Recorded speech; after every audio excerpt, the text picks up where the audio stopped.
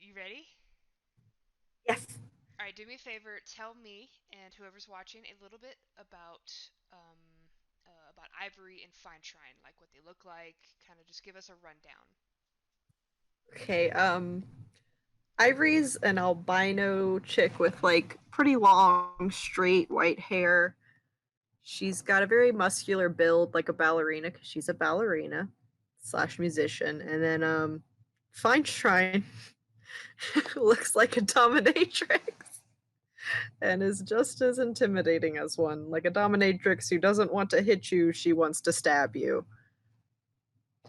I don't know what else to say. She's typically a very happy person. She likes slushies and food. She likes music. She loves her She's dog. very precious. She's precious till she's not precious. Exactly. So she goes by a stage name here, correct? So yes, she does music and she does shows, and that's actually how she's got a lot of money, is because she's a decently well-known performer, but she goes by a Senseful Dancer is her name, her stage name. And then she Okay. always wears like a mask because one, it's to shield her eyes from all of the lights and such because they're sensitive. hmm And the other one's because she's like, I don't want to be famous. Absolutely. That is super legit. Are you ready? Yes. First off, I'd like to thank you so much for being willing to run a game with me. I really appreciate it. And we will. Oh, I'm more honored that you even thought of me rather than you're doing so much for me. It's so sweet. Thank you. All right, all right. Let's get started. Ivory. What time do you go to bed typically? Well, typically she'll go to bed at a nice, decent hour. However, recently a very close friend passed away, and she kind of went a little off the deep end for a bit, but and ended up crying herself into going to bed a little early, like probably around like 9. Okay. You're sleeping in bed. Medusa has absolutely picked up on the fact that you are having a really tough time, and she has been just absolutely gracious. And she curls up around you, kind of just snakes her way around you, just as some very tight, lovely, warm hug. And you two fall asleep together. When you wake up, you still feel like you still feel a little tired. You cried yourself to sleep, and that's always a really rough next morning. But something doesn't feel right, and it's not the fact that you just lost Everard.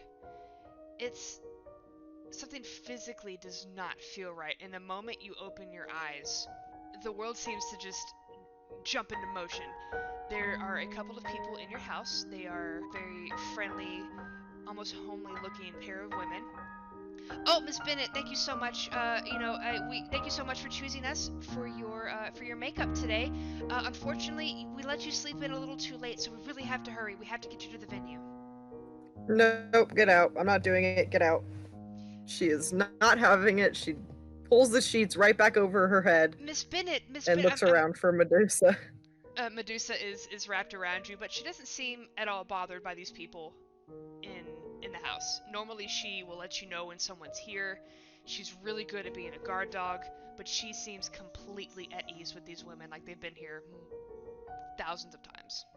She's gonna kind of sit up and be like, "How the fuck did you get in my house?" And just kind of like she'll sit up after the realization hits her, and she's gonna be like, "How did you get in here? Miss Who are Bennett, I'm who are you?" sorry you picked us. We have the key. We can give you the key now if you don't want us to have it again. I'm sorry, but like we don't want No, you to be late. You have what? you have a performance tonight, Miss Bennett. Did James set this up? Yes, James is waiting at the venue for you. Oh, We have to okay. get your All right. we have to get your Fuck, I makeup wish you would have going, told and me. I know I'm so sorry, Miss Bennett. It's a very big day. We just don't want you to be late. Okay, yeah. I'm gonna, yeah, just, can you wait outside of my room, please? Yes ma'am, She's yes like ma'am. rubbing her temples, like pinching with the bridge of her nose, and just They scramble over one another, just completely enraptured by your presence, and scramble to the door and shut it very gently. And you are alone with She's Medusa. gonna, she's like Medusa. What the? She's gonna mouth to Medusa like, "What the fuck is Uh, going on? No one acts like this in front of me. What's going on?" And she's gonna kind of slowly get out of bed. When she gets out of bed, it's revealed that her feet are horribly mangled. Actually, it's why she has a lot of soft feet are very broken in a lot of places, and they've been healed over time. As a lot of ballerina have messed up feet, and she like slips on her slippers, and she kind of goes to her bathroom and kind of tries to splash some water on her face and wipe away all the gunk from all the crying and brush her hair and look semi-presentable.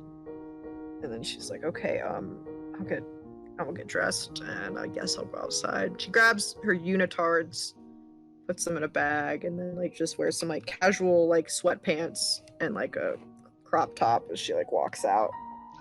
Medusa follows you as you walk out, and you step into your living room, which has a couple of more people. One looks like a very well-dressed chauffeur, waiting for you to escort you down to a car to take you to whatever venue these women were talking about. The women are here, and they kind of sit you down in front of a mirror, and they start kind of just putting some light makeup on you.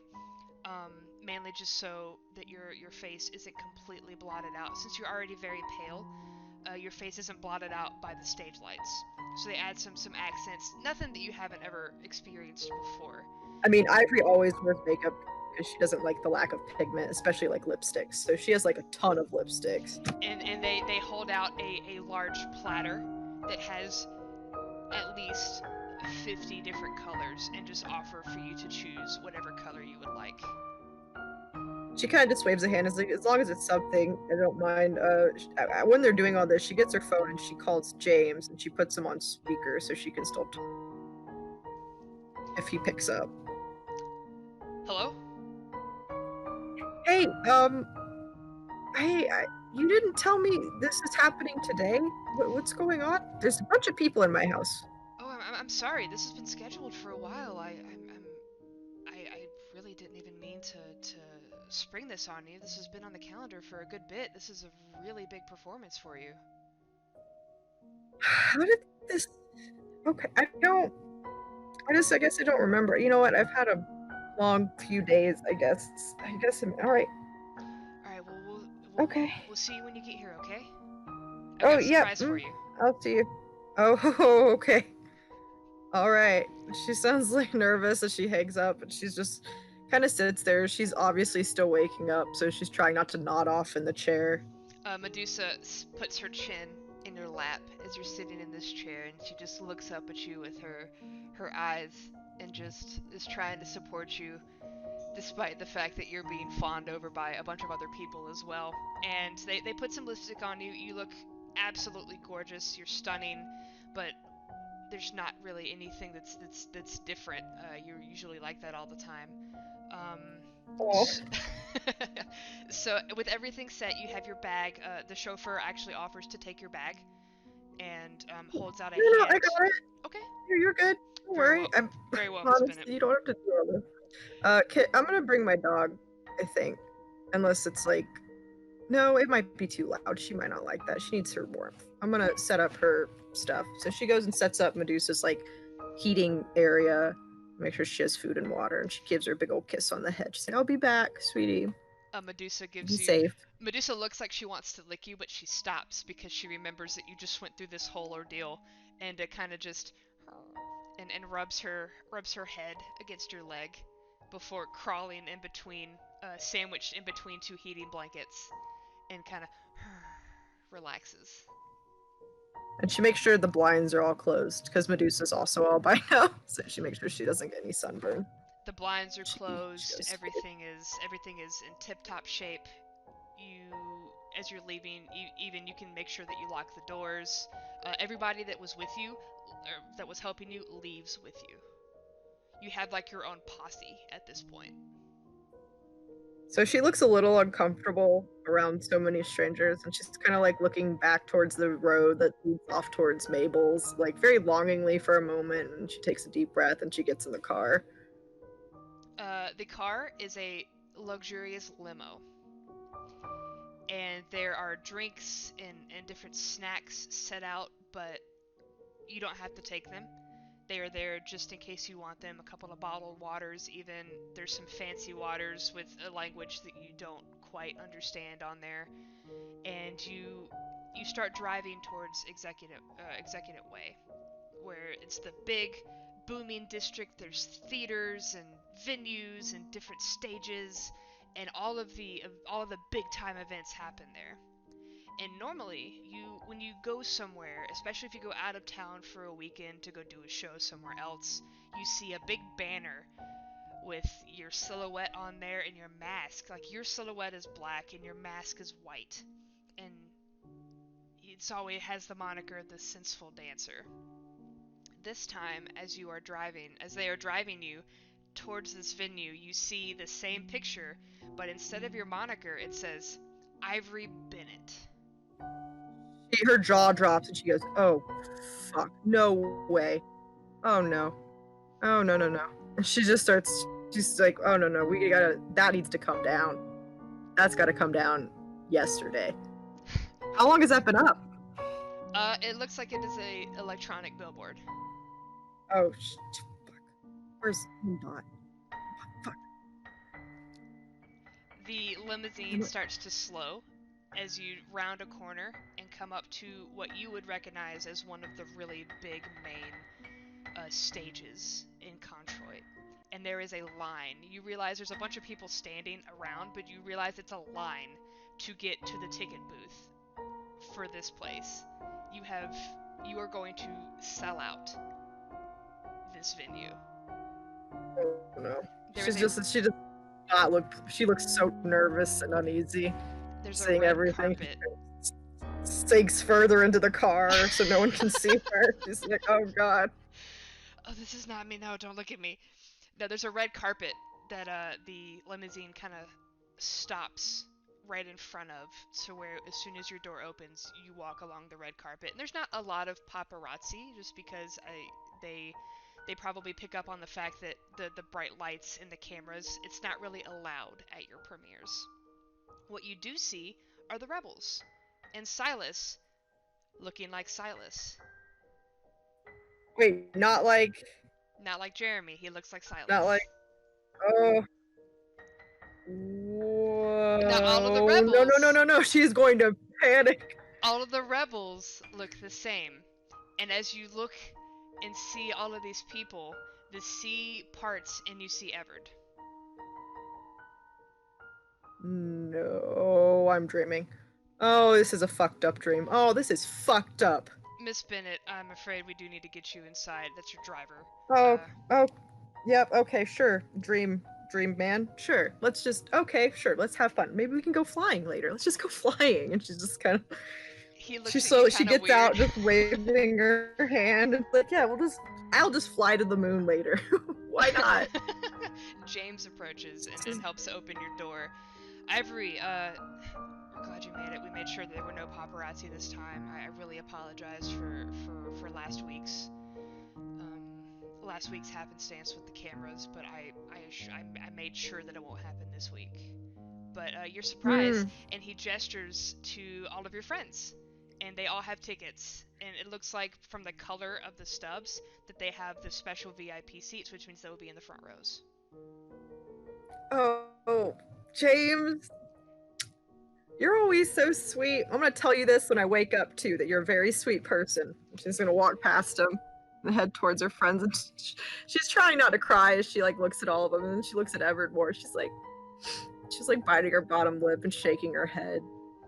She just kind of tries to keep grinning, and she's like, "Why?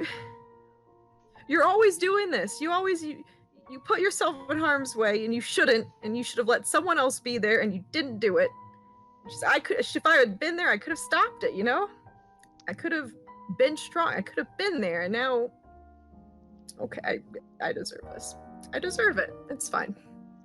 It's clear that they're not entirely sure who you're talking to, because there's a bit of confusion, and Silas steps forward, and he is like weighed down with the amount of flowers that he is holding, for you on your big debut, and he's like, Ivory, I don't, are you okay? Did you have a bad dream or something? Like we're all here. We're fine. We're actually really excited to see you perform. Look at him, like, even in like, it's assuming it's a dream, she just looks at him with like such affection. She's like, you can put all that down. She's like, she touches his face and like temporarily just kind of touches his beard for a moment because it's usually not there. And she's like, I miss this about you, but she's like, this isn't real. This is horrible. I I mean, know. it's not horrible. I miss you all, but like, I mean, Ivory, it's just good. I know that you put so much work into this, though. I know it feels like you never would have made it to this point. That this dream that you've had for so long is is isn't real, but I promise it is. Like you're here, you made it, you did it. And he will shove all of the flowers off onto the chauffeur standing next to him, so that the man can carry them in. And he puts a finger under your chin and just gently kisses your cheek because he doesn't want to mess up your lipstick. You did it, and I am so proud of you already. I haven't even seen the performance, and I already know you're going to be amazing. And as you look down the line of the rebels, they just kind of nod in agreement, and Everett gives you a good thumbs up. He's never been great at the social aspect of. He's always been the more logical and collected type, but he kind of gives you a good thumbs up. She gives him a sad smile, and she's like, yeah, you know it. And she's like trying her best to keep it together. She just kind of keeps nodding as if trying to convince herself this is also her dream. Um, This is what she wanted. She's just kind of like, she takes his hand. It's like, let's just enjoy it. Let's enjoy what we've got while we're here, right? Let's just pretend. Let's just enjoy it. She's like swallowing hard. the rebels kind of speak with you for a little while longer. Everett and Silas kind of sit on or stand on both sides of you, kind of just enjoying the moment as you spend it with your friends. But eventually, the weighed down chauffeur with all the flowers. Miss Bennett, I apologize. We need to get you inside. Oh, we gotta go. Yeah. Silas looks at you with the same amount of adoration that you gave to him, and takes your hand and gently kisses it. And you hear Joe snort in the background, but you don't care. He kisses your hand and says, "Okay, we'll all be in the front row. We'll be cheering you on, okay?" She nods again. She does laugh just a little bit at Joe's remark, and she can't help but laugh a little. And she's like, "Yeah, I'll see you all there. I'll The see you all." And she like lingers. Her eyes linger on Everett a minute. She's like, "I'll see you." he mouths the words, "Break a leg," because Oh, that's the stage talk versus "good luck," because that's a curse, the curse of Macbeth. So he mouths "break a leg." They all give you their best wishes, and they are ushered inside just as you are. But you are ushered to a side door where you're gonna head to the back into the green room where you're allowed to change and get ready. she does just that. She gets ready, and she's kind of just keeping quiet and mumbling to herself. She's like, "This is I can't." She's like, "This is a weird dream. This is like a dream and a nightmare all rolled up into one. It's got things I want and things I hate." And she's just kind of like trying to speak it out, like she's trying to figure herself out.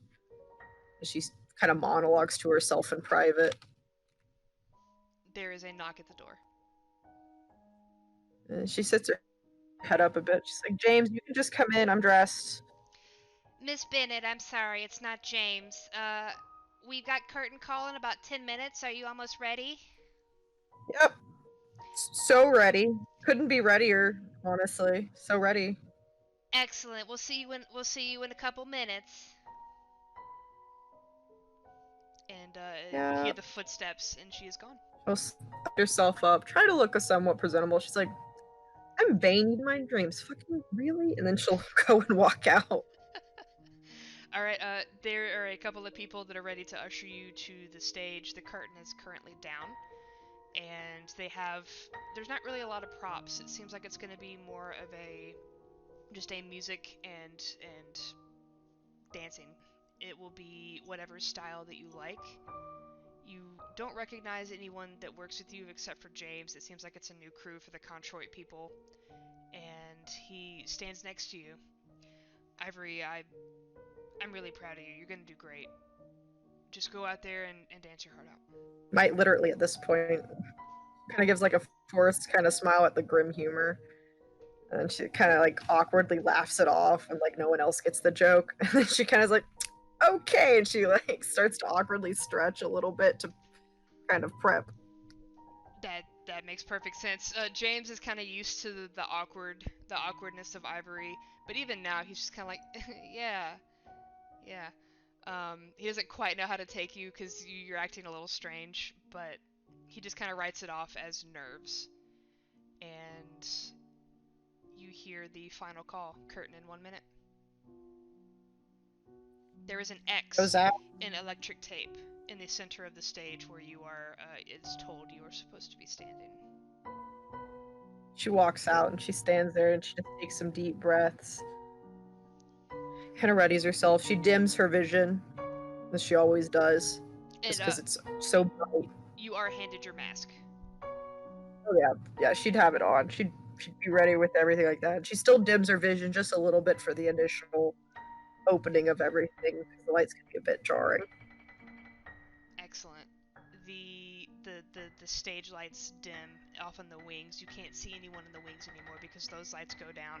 The house lights go down, and a conductor walks past you, and he kind of gives you a head nod, a smile, and he dips around the curtain and into the pit, and you hear the as he gets the band ready, and an announcer is clear over the speakers.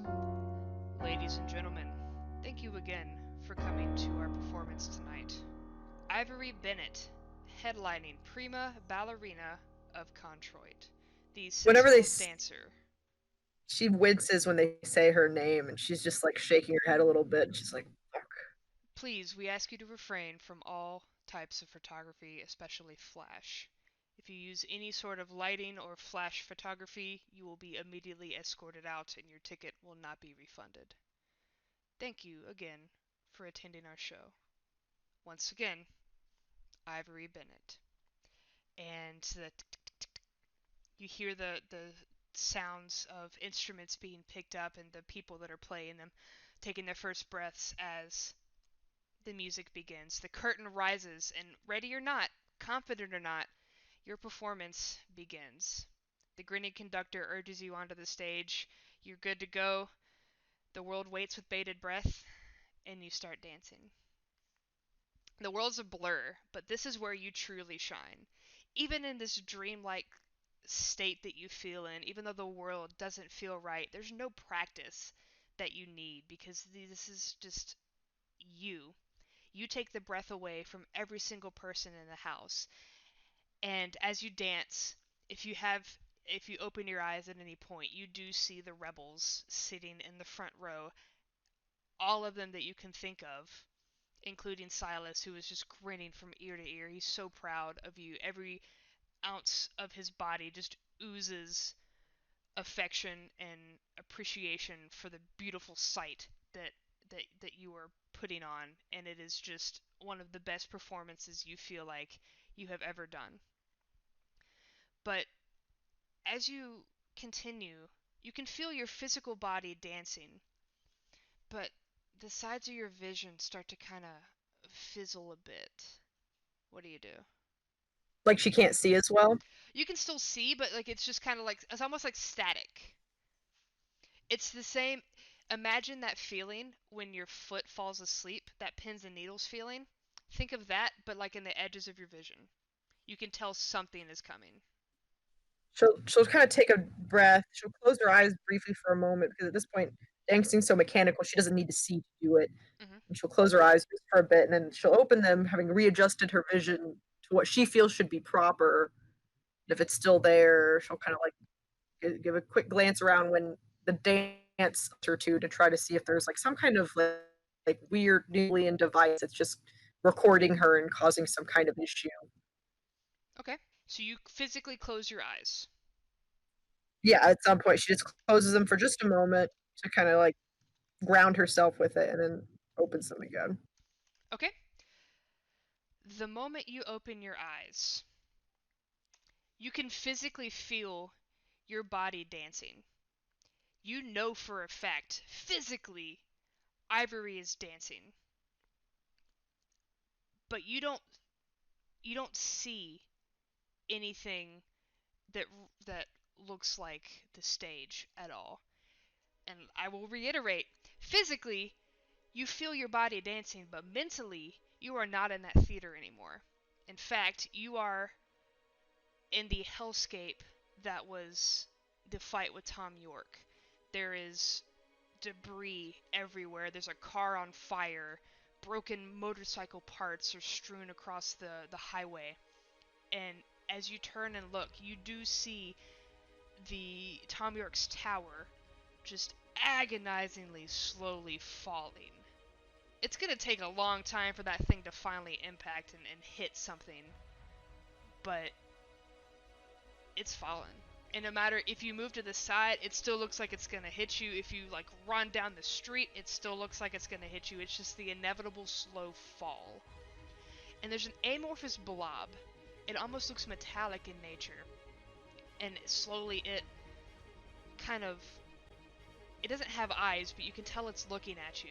And after a moment, it forms itself into a very kind of misshapen, kind of what you imagine Tom York looks like. The Tom York from your memory. So he's probably really sweaty, a little bloody, as you guys were taking out the caskets. He looks a little tired, but maybe a little manic, just because it's that last minute you saw him before the tower fell and the last casket was destroyed. And it is that raised Tom York that kind of breathes a little heavily and rushes at you. And I want you to roll me two things. I want you to roll your HP, and I want you to roll me your initiative. You will have 2 HP pools that you will be pulling from.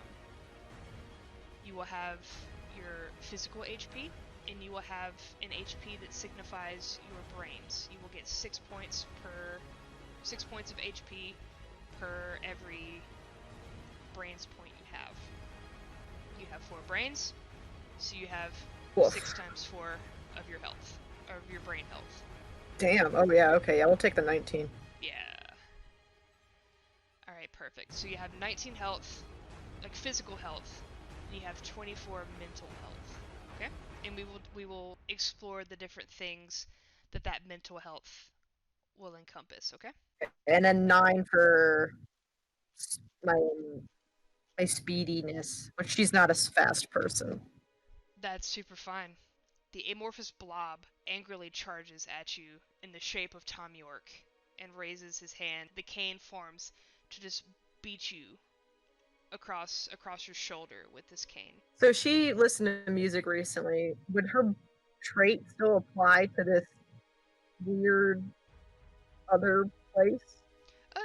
Yeah, because your body can still physically hear the music, because your mind is the only thing that is here. Well, 14. When he goes to hit her, she's just gonna kind of have like this almost pleased smile. She's like, "I thought it was a nightmare, and here we are. Dreams come true. I get to kill you."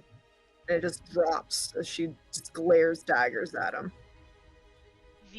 The Tom York kind of snarls. It doesn't make any noise because it's not capable of it, but it growls as Tom York would. And how do you retaliate? If he went to try to get her with the cane, she'd probably just quickly dodge to the side of it, grab where his hand was holding it, and then just punch him as hard as she could with like a fist wrapped in Freinshrein's tendrils, just to right in the jaw. You grab his hand and you feel your fingers sink in a little bit because of just the strange squishiness of this projection. And your hand sinks in, but it's enough to hold, and you rake his arm up, and your fine-shrined hand moves for a follow-up punch, and you send him flying into a subsequent building. But unfortunately, the Tom York's tower still slowly falling. And it is your turn.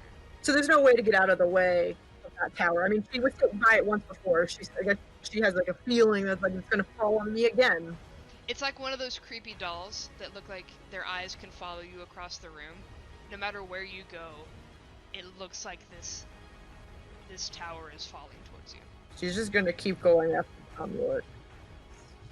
She's just gonna keep going for him. Let's see it. What you got?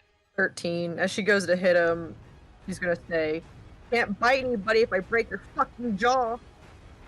That's an escalation. So give me that roll again. Oh no. No. Give me a second to spin some stuff. that is very much in your favor. Wow. Okay. Oh my gosh. Okay. I got lucky. I got a 5 and a 6. That is phenomenal though. Great job. All right. So perfect. You get a question because you do have a bizarre field. Oh. Are any of my friends really here? Like, are any of the rebels really here with me? Partially leaning towards yes. Oh no. Good. Oh no. You absolutely wreck this Tom York, and it looks like part of his skin is almost with the impact of your blows. It's like the skin shifts, and it takes a moment as you see a shimmer as the skin kind of reforms. It doesn't look like he's healing. It's just that the blob is trying to get better at presenting this visage. And now the Tom York clears his throat, but doesn't speak quite yet. There's another voice that you hear. Oh no. Ivory. Is it familiar? No, you've never heard this before in your life. She's gonna turn and try to find the source of it, but not turn her back fully to Tom. Like, she knows better. Like, she'll kind of glance about, but she's not going to, like, put her back to her enemy. Her one perceived enemy that she's aware of anyway. Does anyone else know about codename Medusa? Yes, they do. Or they did. She kind of looks back to Tom with just a look of such disdain. It's like, what? That'll be rectified. You haven't taken any damage yet. But as you answer that question correctly, you feel revitalized. As though if you did have anything that was hurting, it would have been healed. Huh. And it is old York's turn, and he is going to crack his neck a couple of times and charge at you again with his cane. Ooh, a 7. It is up to you if you want to re-roll or anything. You let me know and I'll continue. I only have 3 resolve, so I'm gonna save it. Excellent. 7's not, like, abysmal. That's legit. As Tom York charges you, cane in hand, ready to hit you again with it, a couple of tendrils of fine shrine whip out from behind you, over your shoulder, and grab the cane and wrench it from his hands. And it actually clatters against the ground, and the projection hisses angrily, as if it had just been hurt by the fact that had hit the ground. You're not sure how hurt he is, but you could tell he kind of flinched for a moment. And it's your turn. If tendrils are still around that cane, she's gonna pull it back to her and try to crack it over and just like break it right in half. She's just gonna try to take it and just spear it into something just to fuck it up. She's just gonna grab it and just try to fuck it up and just whip it in a bunch of weird places with the tendrils. 16. All right. Absolutely. It you succeed. Paint me a picture. She grabs it, and while she's looking at him and she's slowly walking towards him, she grabs the cane with one tendril and just bashes it into any kind of debris around, like maybe over a lamppost to try to break it in half. And if it doesn't there, she grabs it and it goes to another place. And she just keeps hitting it on anything and everything as she walks towards Tom. She's like, he didn't deserve to go down to you. He deserved better than you. Piece of shit. How dare you? She's just glaring, and it's just like she's just getting angrier and angrier as she approaches him and just keeps just bashing that cane into whatever she can. I think at the very end she might try to stab him with his own cane. Legit, the tip of the cane, the bottom tip that normally goes into the ground, you actually spear it in his shoulder, and he cries out angrily. It doesn't sound like York. It sounds like someone else, just a general man scream. But it's still enough. You know you're doing something, and even if this isn't the real York, fuck this dude for even making you go through all of this in the first place. Yeah, You hear fuck him. you hear the same kind of raspy voice. Ivory, do all the cannolis have an emotional projection? Fuck if I should know, and she just lifts her middle finger. She doesn't know. She takes a point of damage, or to the brain health. How much was the brain health? You have 24 of that. Yeah, there's like a billion cannolis. She doesn't know all that. 100%. That being said, I believe you get a question. Um, if she defeats this Tom York, will she be sent back to this dancing stage? Yes, it is the York's turn. As as time progresses in this world, as the fight progresses, a couple of buildings start to kind of disappear from what Ivory remembers. With every hit against this Tom York, you almost feel as though it's harder to recall the details from this actual fight. And as Tom York breathes heavily, he charges at you again, cane raised. You're not sure where Hey Jude is. Well, she's gonna defend the way she usually does, which is tank. 11. I'll take it. It's fine. Fine Shrine's tendrils whip out once again, but Tom York dodges to the side. He doesn't want to fall for the same trick again. And as he dodges to the side, he goes to collect his footing, but another tendril reaches out and is actually laying where his foot would be. So when his foot slides against the ground, Feinstein pulls the tendril out from under him, and he lands on the ground. And Feinstein picks him up by the ankle and holds him in front of Ivory, as if like an offering for her. Oh shit. What do you do? So mad. Does he have his cane still? It's kind of dangling from his hand. I'm gonna try to grab it and try to stab it through his throat and decapitate him with it. She's that angry. You absolutely are able to grab it, and it's really hard to decapitate someone with a cane, but So it's just like a stab through the middle where he breathes, like right oh yeah, no, right through the middle, just at least long. You absolutely do that. You stab through the center, and I was gonna say it takes a little while, but you manage to decapitate this man with a blunt cane. Fine Shrine helps. And I thought it was just like she stabbed through it and then she just kind of leverages it down because he's at such a high angle. Mm-hmm. So it's not so much that it cuts through, it's that it tears it until it just oh yeah, no, it is a gross mangled. It's not really even a cut. It's just the blunt force ripping and tearing. And the world fizzles, and you are back on the stage. You were dancing still. It doesn't seem like anything has happened. The people watching you don't seem to have any idea that there was this cataclysmic fight in your brain. All they see is you dancing. You didn't trip up.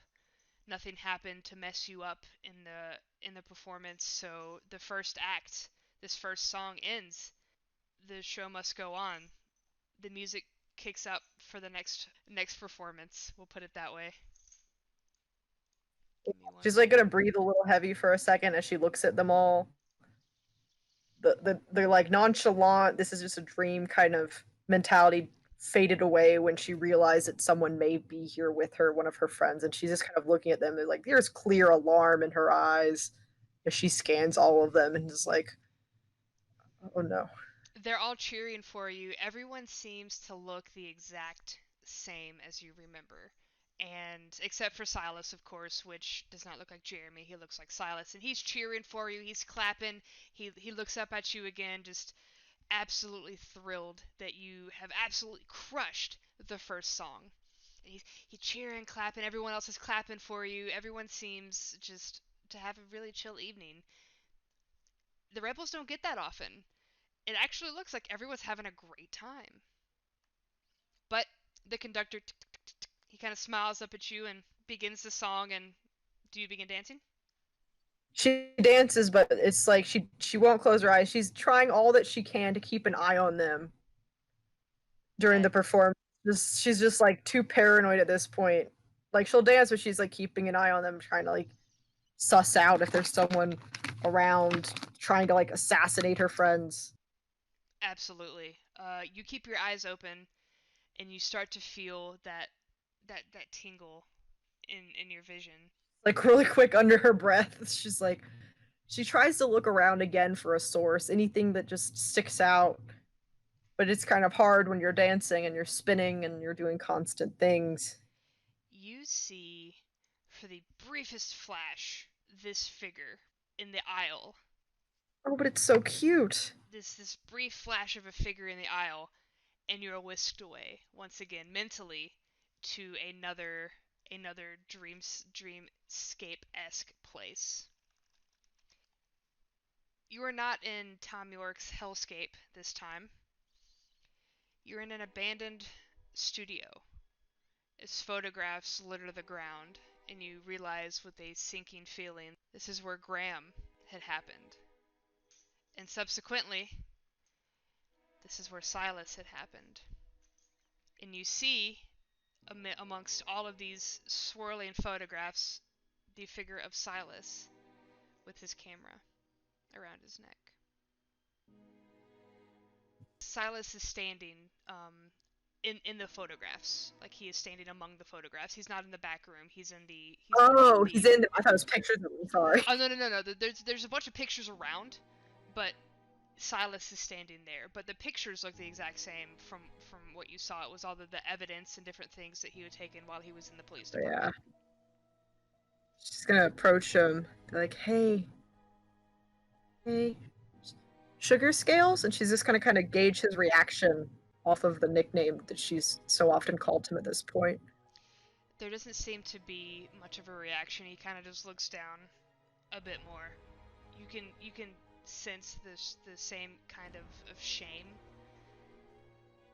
from when Silas had been defeated and then spared. She's just going to approach him and she's gonna just go to hug him from behind and just rub her face into his back and be like, I'm so sorry. Before you can You, get you close were, enough, before you oh can get close no. enough, he holds his arm out as if just to stop you, and he it's a whisper. It's almost impossible to pick up. He says, "I can't." Roll initiative. Oh, oh no. You okay? Oh, she's about to get her ass kicked. But 10, that's the highest I can ever be with my speedy. Nice. That's a great roll. Put It's you not like she'll attack him if she goes first. right. Well, it is not her turn, so that works out well. The Silas brings his hand down around his camera, and again, everything seems like just how you remembered it from when you had fought. But this time, Silas is down here, and his hands shake a bit as he lifts up his camera and takes a picture of you. And you see the picture of you sink down to the floor. It's a slow fall, and it's about developed by the time it hits the ground, but the last couple of seconds you see yourself, the horrified picture of Ivory looking at Silas, realizing what she's got to do. And you feel an impending mental attack. Silas isn't moving to hit you, but you feel something coming. So you've got to steel your resolve and defend. Is Silas the one doing it, though? This is important. Yes. Okay. So if I have a trait that says a +1 and another one that does a -5, is it just a -4? Um, Or is it just -5 because you only have one trait at a time? I think it's the -5 because this is a big thing for your character. Okay. 4. Okay. The the mental attack starts, it feels like it starts in the center of your brain and just wafts out. And although it hurts, you take 2 points of damage. Although it hurts, you feel the details sharpen. Like you can remember more about this memory as you suffer in this pain. You can see the details. You didn't remember the fact that Silas was wearing a striped shirt, but now you see the stripes on his shirt. You didn't remember that there was a cobweb in the top left corner of the main room that you were fighting in back then, but you see the cobweb. Things become sharper as you Is as you are this hit. the brain health or the regular This is the health? brain health. Okay, sorry, I just wanted to No, specify. you were all good. I know it's a strange thing. There's 2 points of damage? Yes. Or okay, just making sure. And it is your She's turn. just gonna shake her head as she's trying her bite back tears, and she's like, "I'm not going to do this." She's just gonna shake her head like, "No. If you're going to do this, then you do this, but I'm not going to." We have to. And you hear the same raspy voice from earlier. Ivory. Have you had any contact with any of the other test subjects? No. You feel yourself revitalized again. And you heal up for 2 damage. So you heal 2 points of the brain HP. As you answered it correctly, you feel that same revitalization from earlier. She's just gonna shake her head at him. She's like, "We don't have to do anything. We'll figure it out. We always figure something out." And I guess, can I try to suss out a villainous action since she's not going to attack him? Absolutely, please do. Yeah. She's just gonna kind of like try her best. Like, you know, when people are trying not to cry and they're kind of like nodding their heads to themselves a little bit. She's kind of doing that as she like licks her lips and she just starts looking around desperately just for something. Oh. Sticks. Unfortunately, you are not able to see anything that would give you any sort of indication of what's going on, any kind of idea. Tears are blurring your eyes. It's getting really hard to breathe as you're just trying not to cry. Silas is standing in front of you. It's a really emotional situation, and it's it's it's not enough yet. And Silas Um, shakes his head at you. I have to. And you feel the attack once again. 9 this time, which is actually pretty good for a -5. Yeah, that's not bad at all. The world becomes sharper and more clear as you take 4 points of the mental damage. And Silas doesn't say anything as he attacks you, but you notice that he probably hasn't shaved in the past couple of days. His beard's a little more scruffy than usual, just like you remembered. But he's got a crack in his glasses on the right side, and the security cameras. The security cameras. You remembered that you thought they didn't move, but they're moving in this memory. Another detail that you didn't quite suss out the first time you were in there. And it's your turn.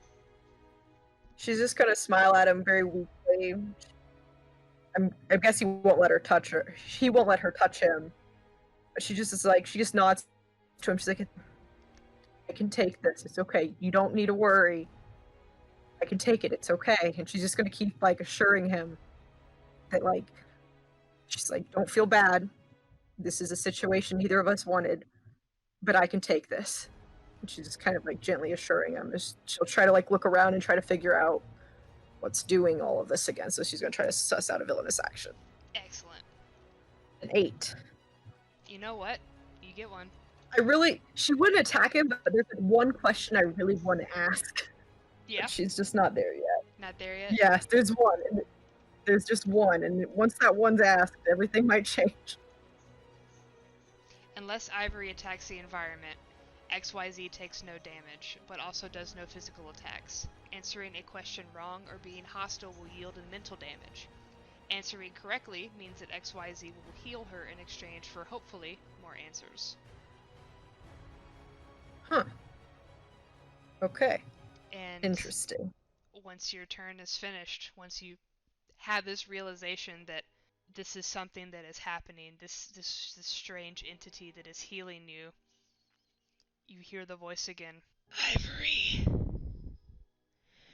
how long can Rebel Yell neutralize a power?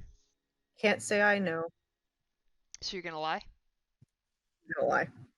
All right, you take 2 points of mental. Not gonna do that to Kevin. It's legit. It is Silas's turn. Roll a d6. Oh, 5.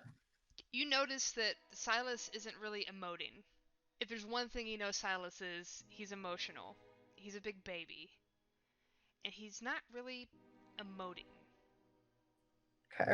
Silas takes a couple of steps back and lifts the camera, and it looks like the attack is coming from the camera as the mental attack happens again. Okay. It just seems like things aren't really kind of adding up.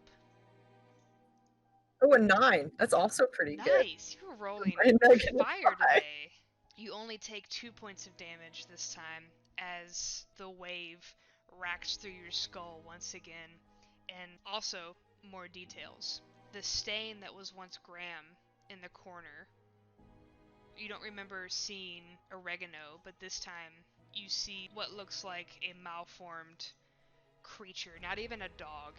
It took the shape of oregano when it was a thing, but now you just see this malformed creature that you can't really even imagine you thought was cute at one point. And at the door, you see a line of caution tape up above the door frame that just walks around the room, and that's where Silas had gotten his original danger zone from. To encompass the entire room before you guys had gotten there, you finally you see the zone, or at least the tape where the zone had been. And it is your turn. So she's gonna try to break his camera, but Okay. not hurt him.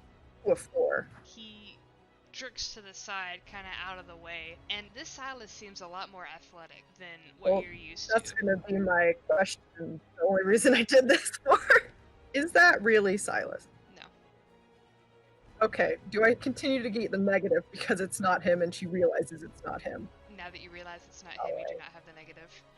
Okay, well, it'll make a lot of this a lot easier now. Oh, she's gonna just flip out. She's still not gonna hurt him, but she's like, are you fucking kidding me? Who the fuck does this? And she's just gonna like ran her fingers through her hair. She's like, I can't fucking believe I can't look at you. And she's just gonna turn around from him. She's like, I can't. It's fucking horrible. She's like just like so over it and so angry, but you know she's still on the verge of crying. Right. Ivory. She just stares ahead. She doesn't respond either way. She just sits sitting there quietly, staring at a wall. Ivory, what does Danger Zone do? She just shakes her head. She's like, I don't know what all it can do. You take Sorry. You She take doesn't three. sound You sorry. take 3 points of mental damage. Honor also doesn't actually know everything about it either, so it works No, out. that's She super fair. The fact that well, she she's wouldn't just tell like, him nope. anyway. Exactly. She wouldn't say anything anyway. She's like, they can ask about her all day long. She doesn't give a shit. Don't ask about her friends, you fucker. Right? Bitch. It is Silas's turn. As the Silas realizes that you don't believe this is Silas anymore, the amorphous blob returns, and it's this metallic silver just creature. It can turn into like the shape of anything it wants at this point. It pulls from the same memory and now looks like Graham. The monstrous wolfish Graham, and it charges you from behind. But you can hear the lumbering footsteps, the paws and the claws scraping against the floor as photographs are scattered in its wake. But you no longer have to roll with that. Yeah, I was also doing just as good with that negative. She's looking a little rough. You think It about looks like rerolling? yeah, because it looks like it's progressively getting stronger. You know what? No, I'll keep it. I might just use it as a resolve to get 5 off instead. Okay. The Graham lifts his claws and rakes them down your back before you're able to to jerk yourself out of the way, Fine Shrine whips out with a tendril and pulls you away before you can suffer any more damage, and you're out of the immediate vicinity of Graham, but you do take a point of the mental damage. It seems that everything that happens in this dreamscape, you feel here. She's gonna wince and like grunt and like, ugh, and she's gonna start smiling. Like, this just made things so much easier. And she turns to face him, and she just looks like, at least it's you. Yeah, she's gonna try to fucking fuck him up. Is she kind of, does she slip into that crazy state that we've seen Ivory Yeah, in like before? she's ready to just like bash his head into the nothing. As you lose your cool in this Awesome. dreamscape, you still know you're dancing. Roll me a d6. Nice, Oh, a 1. You good take one. you take 1 physical damage to your body, your normal HP, as you slip up in the dance. Now tell me how you slip up and how you play it off so that nobody notices. So it'd probably be something to actually physically hurt her. She'd have to have a fall when she went to go do a leap, and then as she falls, she kind of skids into her knee, but she makes it seamless as though she had meant to do it, and then she kind of just continues on the floor for a bit with a bit of dance moves that she knows that are kind of floor oriented, try to make it seem like it was purposeful. Flawless. That was, nobody seems to be able to tell. And as this freestyle performance continues, and they just are continuously captivated, and you can absolutely attack Graham. Yeah, I'll keep it 10. She's gonna try to like grab him by his foot and try to hit him into like part of, if there's like a structure or any kind of thing, because like the trash cans or something, like I don't know if there's anything around her, like a desk or anything of that nature. She's gonna try to just slam him into it. There is a desk in shambles. You can see the rotten wood, and you pick this Graham up and just throw him into the desk, and he winces, and his claws kind of scrabble to try and pick himself back up. You get a question. Will hurting the environment in the dreamscape affect XYZ? You already know this from the villainous Okay, action. I wasn't sure if it meant like just where she's dancing or the place where she is now. No, the place where she is now. You just don't know who XYZ is. You don't know if you can assume Um, that XYZ is separate from the thing that you were fighting. okay. I guess it'd be if will attacking the environment around her cause XYD to be openly only, what's the word, aggressive towards her? Because like right now it's asking questions. Yes. It's not like, okay, well that's not good. Yeah, right now it's just asking questions. And Write that speaking of down. questions, as you finish attacking, you hear the voice again. Ivory, what is Kevin's full name? Pretty sure it's Elvis something. You take 4 points of mental damage. He's about to pass out. Do what? I'm down to 11 minus 4, How many do you have now? 6. 6? Maybe you should Can answer you some of these use resolve on that? questions. Well, she's like, she can't sell out Kevin or anybody. That's legit. You're making some Can you tough use a choices. resolve for that damage? Uh, yeah, we'll say that. We'll see you can spin a resolve. Yeah, I think I'll spin a resolve on that one. I don't blame you. You gotta make some tough choices.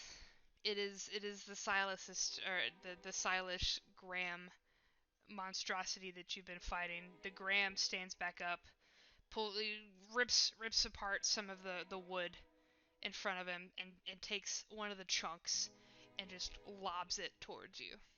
Oh, you know what I've been forgetting to do? Hmm.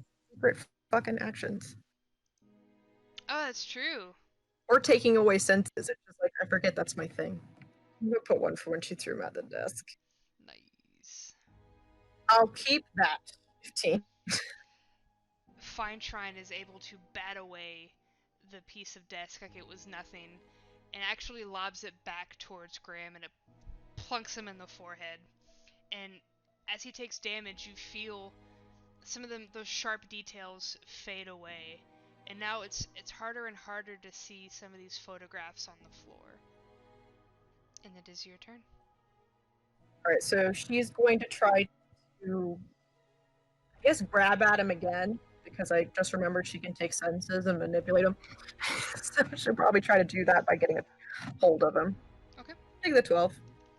She's going to try to toss him into the ground and just try to like keep him to where he's disadvantaged. Keep him at a disadvantage. Those are the words. All right, you were able to grab him. What do you do? She's gonna kind of toss him up, like bring him up before just slamming him onto the ground. And if she can take a sense, she wants to take his ability. The ability to what? See, You absolutely do. The wolf in front of you struggles to see as he's slammed down again, and he kind of scrabbles back, his eyes wide as the claws kind of paw at the eyes, and the world around you fizzles once again, and you are back on stage. You were dancing, and it's coming to an end. You pause in your whatever final pose that you had, and catch your breath, but you know there's one more song. oh, fuck. The conductor kind of Like checks on you. dancing a little bit. The conductor like holds up two thumbs, like checking on you to make sure you're good. Can I get a question? You do. If she stops dancing, will something horrible happen? Yes. He gives a very shaky thumbs up to the conductor. Just like the most forced smile. She's like, but her eyes are clearly being like, fuck. The conductor just smiles at her. Doesn't seem to know what's going on, with her. Just kind of, yay. And and the next song begins. It's the last song, and your body instinctively falls into the next performance as the finale is underway. You can still see Silas, Ever, Joe, Olivia, everyone, Kevin in the front rows. Yeah, they're super excited, but somebody beside them, shh. So they shut up and Is the goat watch. still around? You don't see the goat this time, but as your eyes start to tingle a bit again, and you catch the slightest flash of the goat before you are sent in to another If dreamscape. she can, during the dance, as she's dancing, I want her to be able to like pause when she sees it and make sure she points in its direction and then she continues to dance. Like she makes it look like it was part of the dance. Just kind Exactly. of point. Like, I know you're there, fucker. The goat doesn't really seem to respond, but you are sure that whoever this projectionist is absolutely knows that you just call them out. No, she's pissed. She's stupid and angry. You point out the projectionist or the projection, and you're sure the projectionist knows that you mean business, you know they're there, you're starting to catch on, but you feel your senses fall into the final dreamscape.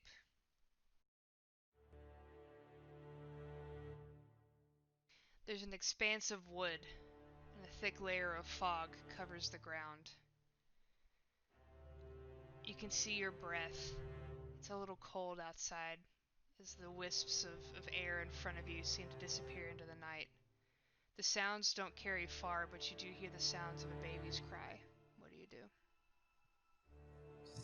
Just take a deep breath. Slowly, she's gonna walk towards it. She's gonna shake her head. She's like, "How did you even get this?" There's a reinforced padded basket with a small albino baby inside. Just gonna look at it, look around, and then she's gonna try to leave. There's something that blocks the direction that you just came from, and it's hard to put the details together because you yourself don't have many details to go off of. A man with blonde hair is standing there, and everything about him is almost looks like TV static. The details of his face just continue to shift, like you're trying to find the right channel on the TV to fix the satellite, and it continues to shift and fizz out of reality, in and out. But you know from your memories what this man is. Yeah. She's just gonna shake her head. She's like, I don't know how you got this. I don't know how you know it. Um, Man, this is a stupid, risky move. If she hurts herself for 1 damage to try to stabilize the world around her a bit more, as it has been in the past, that'd be something that could be done mechanically. You pinch yourself for 1 damage on your mental, and the details of the forest seem to intensify. You can see the rings in the trees. You can see a little bit of liquid on the top of this basket. You can't tell what it is, but you know, like maybe it's condensation from the fog. Maybe it's something got spilled on it. You can see all of these details, but you cannot see any further details on this man. In fact, it gets fuzzier.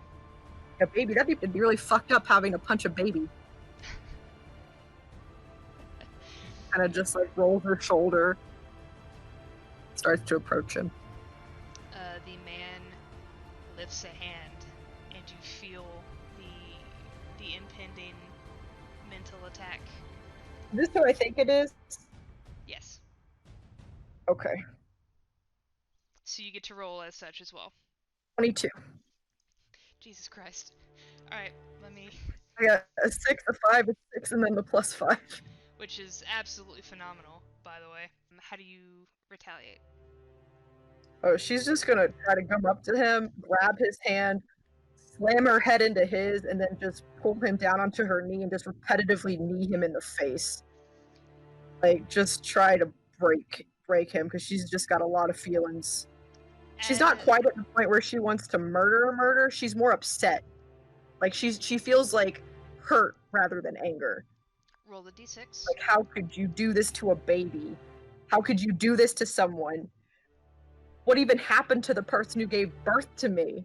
She's just like screaming all these questions as she's kneeing him in the face. For 1. Yeah, you take another 1 physical damage. Tell me how you mess up and how you play it off in the real world. I think this time she might have do like a twist a little too hard on her ankle. And instead of continuing the twist on the foot that is then hurting a little, she'll just leap off of it to try to alleviate that pain and just quickly bounce to the other foot for a moment while she kind of eases out her own pain of her ankle. It's not like it's a sprain or anything, it's just like a little ow. It shouldn't have twisted it quite that far. Legitimate. It twinges a little bit, but you're a professional. It's absolutely something that is just very easily brushed aside and played off, and no one has any idea that it's even a thing. And you continue to bash this man's face into your knee, and just whatever you can do. His ability to feel. Sorry, you cut out. Say that again. So because she got a hold of him, she's gonna manipulate it. She's gonna manipulate, amplify it. So he's gonna really feel it. Yeah. Okay, he does exactly that, and that looks like it really fucking hurt. There's blood oozing from his nose and his mouth as you just continue to wail on this man, and you get a question. Is the villain targeting the rebels as a whole? Because of the questions it's asking, she doesn't feel like it's just targeting her. So she's wondering if this is someone who's out for the rebels. Partially. I just wanted to write it down. Ivory, do you trust your memories? Yes. Does she believe it? I think she does to an extent because what she did see, she trusts. It was foggy, and she's accepted that it's foggy. Like she's accepted parts that are like she knows about Project Medusa. She knows about the man leader. She knows about everything that from what she's seen, she trusts that it was real. Hmm. Like she's not very sure of everything, but she trusts what she saw was real. In that sense, it's like she does believe that happened. Can she be super confident with exactly what happened? No, but she does believe it happened. You are healed for 3 mental, but this time the voice doesn't leave. You shouldn't. But before the Well, I voice had a really good therapist. Okay. before the voice can say anything else, the man that you are beating senseless as you guys are just idly having a chat about memories, um, jerks up with his elbow to try and hit you in the chin to get out of this predicament. Oh, 15. He does not. He tries to kick up with his elbow, but nothing happens. His fine trying just binds his arms together. She's just gonna pin him to a tree and kind of grab him by the fistful of hair and just hold his head back. She's just trying to get a look at him as she's just glaring down at him. She's like, well, if I couldn't trust memories, I guess talking to you is not worth shit, huh? She's gonna give like a forced smile as she The uppercuts him. the man says nothing, but as you even just staring, you got him by the hair. You're holding his head back just to try and get any kind of information, any kind of detail off of him. But as this man takes more damage, it's almost like you can't remember any of the details now as the face goes blank. Roll your attack. So 16. Okay. She's just gonna try to like just punch him and be like, just let me go. Just let me go. This isn't going to help. This isn't to help me. This is only to help you, so just fucking let me go. She's just gonna punch him. With every punch, with every fiber of your being, you lay into this man. You're not really sure who he is or what he is, and part of you knows that this isn't going to get you closer to finding out the identity of this person. But fuck if this just doesn't make you feel good. You want to get out of here, yeah, but man, who does this to a baby? And you let all of these emotions out. You're punching until you realize that creature is not moving. It's only after a moment that there's a shuddering breath that this creature is on its last leg. This projection. She kind of takes a step back and she kind of wipes her mouth and wipes some of the blood from her face, and she's like, listen, I don't want to be what they made me to be. I don't want to kill you. I really don't. So just let me go and don't ever mess with anyone I care about or anyone I know again. I'm not what they made me. I'm not. I'm better than that. It's like she's trying to convince herself. Like she sounds very unsure, and she's just like trying to wipe some of the blood and tears away from. She's like, I'm better than that. I'm better than you. This is your chance. Just leave. The words hang heavy in the air as the fog just rolls over your feet. But eventually, the world fades, and you are bowing on stage.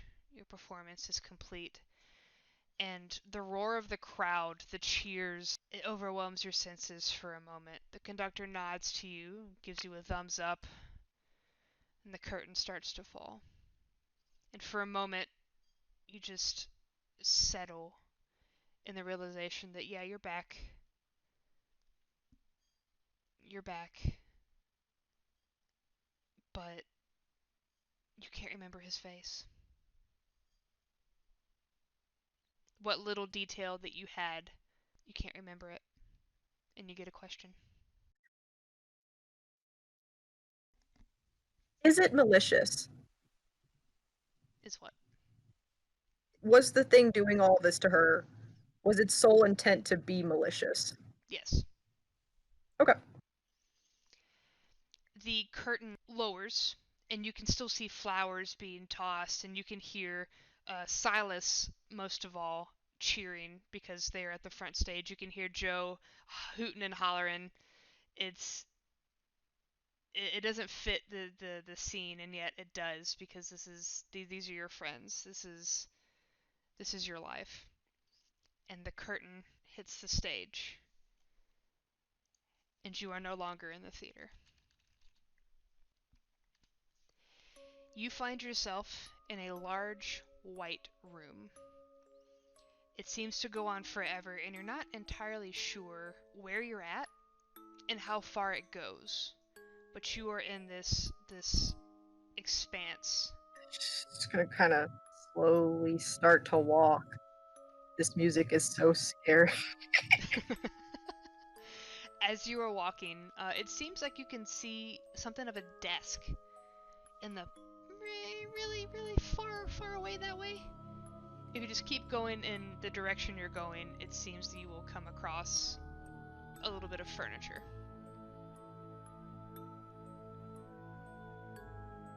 Approaches it, kind of looks around to see if there's anyone around. She's like, hello? Fuck. You see the conductor sitting in a large white chair, and as you approach, it turns to face you.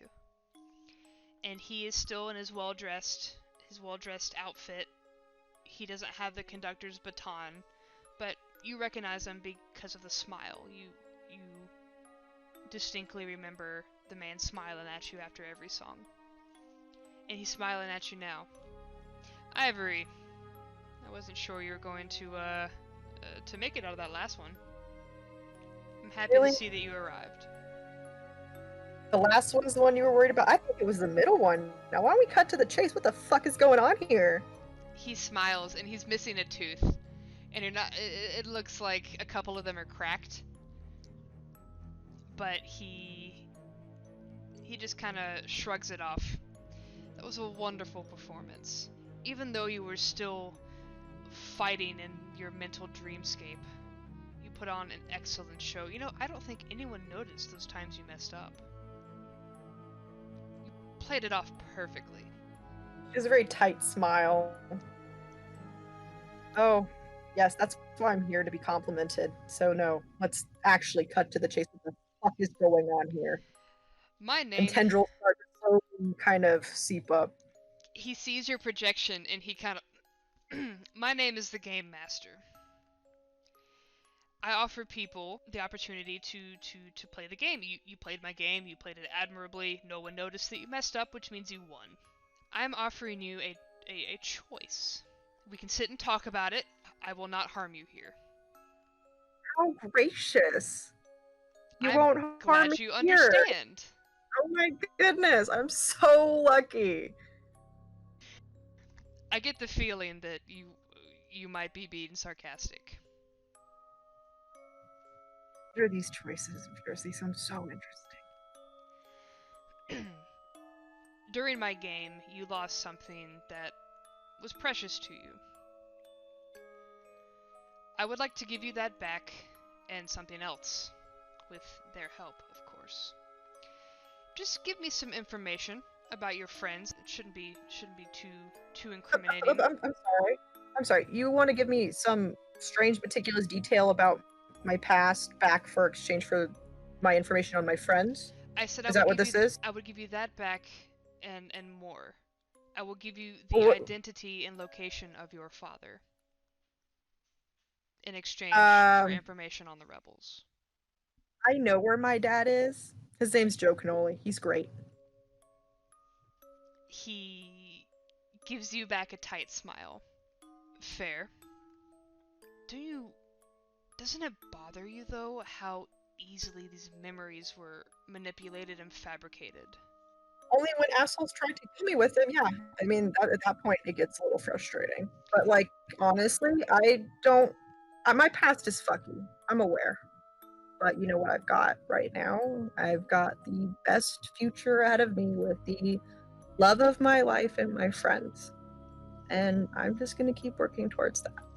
You have zero interest in Project Medusa. You have zero interest in the man that left you in the woods, because I get the feeling that that's not true. I saw what you did to him. She kind of all tightens just a touch. She's like, I do. But as much as I want to know, which you know is a lot, nothing could make me betray my friends like that. I'm sorry. I'm. If you want to talk to them, talk to them. Maybe not in a weird, hellish dreamscape. Maybe sit down for some beer or some other kind of fun drink. But if you ever think I would put memories of a man who doesn't give a shit about me above my friends, you're insane. That is admirable. And honestly, I appreciate that we can sit down and have a talk. I did try to talk to Kevin. It did not go well. Okay, so let's keep talking then. What did you just have like a thing for us? Do you just a little interest? I've had a stalker before. I mean, this is a bit much, but you know. My dear, I promise I am no stalker. I am only doing what I am supposed to. I am trying to yield more information. That being said, you are actually very pleasant to speak with. And I do my best. You do put on a very good performance. I don't suppose your friends have shared much about what I have done with them, correct? No, I don't think Kevin said any. We've had a lot going on. I'm gonna be perfectly honest. Yes, with Everett, I understand. So you do know stuff. You do know things. I do. So you already know things. So I don't understand what this is about. Like clearly, what you want to have with us is malicious in nature. What they want with you is malicious. Who is they? York and his compatriots. So you work for York. You work for York. Unfortunately. Okay, well, so you don't want to work with him. Correct. Okay, you know what? Can we help you not work for him? Because I think we'd all appreciate you not doing this anymore. And I think you'd appreciate not working for York anymore. I think that it would be ill-conceived of me to think that there is a way that I would be able to hide from York. I mean, we're gonna kill him, so it's not really, it's more a matter of, like, you just have to be for a little, I'm gonna kill him, actually, so it's gonna be fine. She kind of clicks her tongue, and she looks at him with a more of a cold stare. But if you're working for him, I really think our conversation's over. I mean, I think we can both assume I'm not, you know I'm not gonna tell you a damn thing. And, yeah. I guess, this is goodbye. I just kind of, is the exit? She kind of point this way. This way is the exit. Hear me out for one more thing, and then I'll let you leave. Deal? Yeah. Do I have an option? Not really. Yeah. Okay. That's what I thought. I did try though. The information that you've gathered over the past, with your fights and fighting against whatever those things were in the dreamscape, all of that kind of confers into one moment of realization as your bizarre field breaks, and the goat that you saw appears behind the Gamemaster and just kind of hovers there, and he clears his throat. The Gamemaster snaps his fingers, and you see almost like a live feed of the theater, and you see your friends gathered at the front waiting for you to come out through the curtain. People are leaving through the back, and you see all of them talking, and you realize they're real. Everything about this world is real, and yet it still feels off. From what you've heard from Marcus, and what you can glean from maybe the bits that you've heard from Kevin, if he has talked about it, this is another timeline. And akin to what happened to those two, this one's untouched by York. It seems it's untouched by Justella. The rebels are just a group of friends. Everett is alive. There's no reason for Silas to have had to become Jeremy. There's no corrupt Graham. But in the hopes of trying to yield information from Ivory, or to remove her completely from the rebels, the Gamemaster is willing to do whatever it takes to yield a win for Tom York, even if it means playing dirty with her memories. The Gamemaster looks at you and gestures to the live feed. Ivory, this is a real timeline. I know that you probably felt the worlds, the timelines shift together. This is completely untouched by York. I don't know why he would care anything about this particular timeline. The true timeline is the one that he's fucking with currently. The one that he wants all of this for. Ivory, I can leave you here, if you wish. All of your friends are alive. Everything that you love is here. This is Joe. This is Silas. This is Everett. Consider it a consolation for winning the game. And if you are curious, you can find your father here. He is alive in this timeline. He's as good as dead in the true one. And Project Medusa can't follow you here either. So what? This is like a no strings attached. You just get to live a happy life. And what happens to the me here? Does she just die? You kind of replace her. Listen, as fucked up as Tom is, and as fucked up as all this is, I can't kill Tom York if I stay here. You can't kill Tom And York they're all really happy, right? anyways. Listen, look at them. They're all so happy, and it's funny. Thinking that my dream come true was to perform and to be up there and be seen by a bunch of strangers. It's not. It's not it. It's this. It's just seeing the people I care about so happy, and they are, and they're always going to be. But if I come here, things will follow me. Medusa might not, but things will follow me. Like what? And like I said, I can't kill Tom York if I'm not here. Tom's a petty asshole, as if he's going to let his pride get in the way and he won't hunt me down when he thinks it's all over. Because why would he give a shit about what you promise, you who works for him? Why would he Then give a he's just shit gonna... where you are? Because I've punched him. He threw a building on me and I told him to go fuck himself, and he's a prideful asshole. He's So going to have the world. I'm sure he's not gonna have one rebel slipping through the cracks wouldn't matter at all. Honey, have you seen me? I'm hard to miss. I'm gonna go back. I'm gonna avenge Everett. This was a nice offer, and I appreciate it. I really do. Thank you.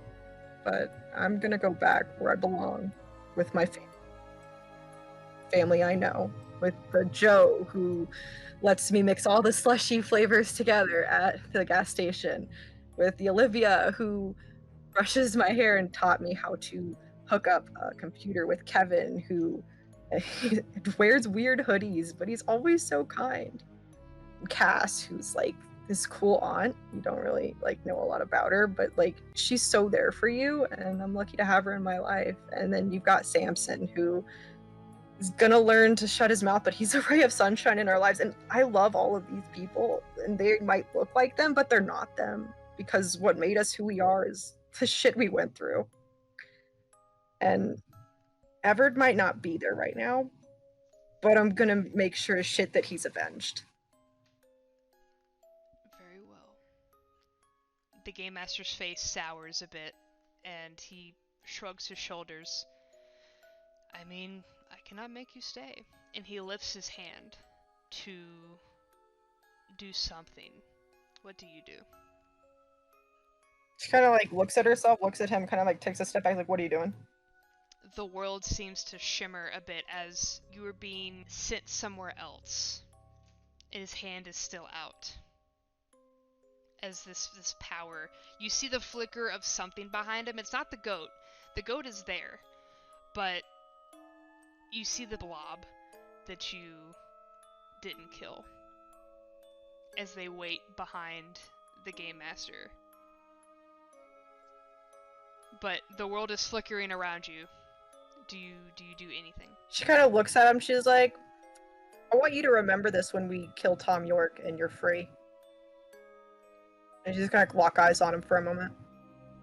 The moment you lock eyes, you see a flicker of an emotion that you can't quite put a finger on. It was either fear or relief.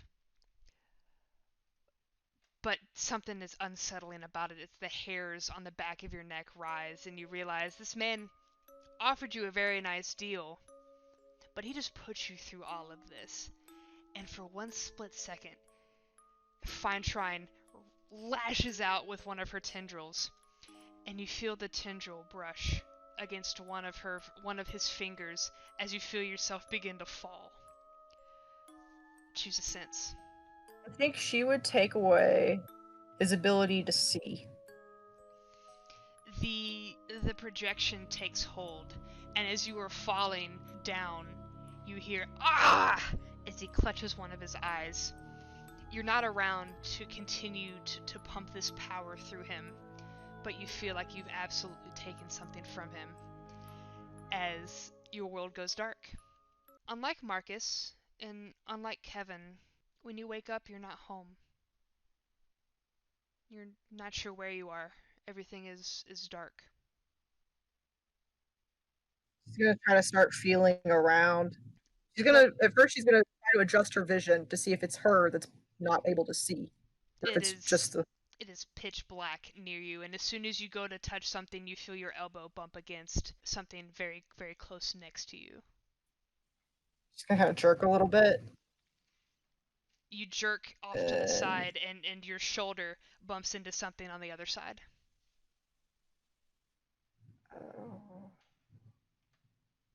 should take a deep breath.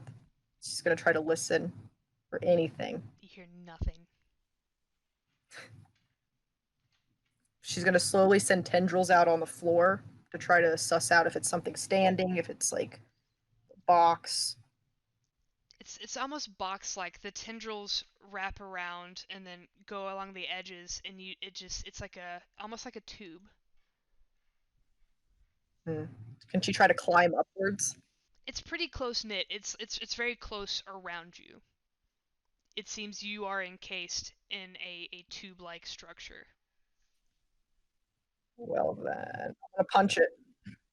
With the power of Try to fine break free. with the power of Fine Shrine, it's very easy for you to just break through as sunlight streams in.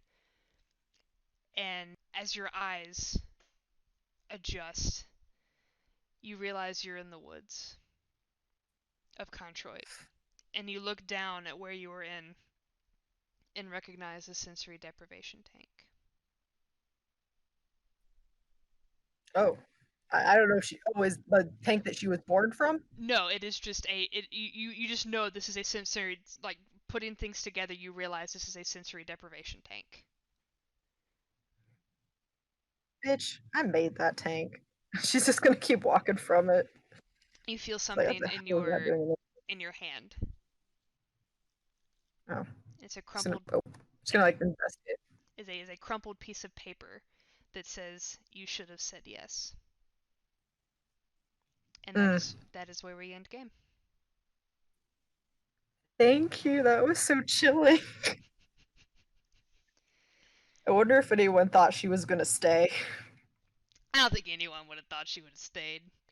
Ivory's too badass to take a bitch deal like that. She's too murder happy to take a deal like that. She is too murder happy to take a deal like that. She wants to beat the shit out of York.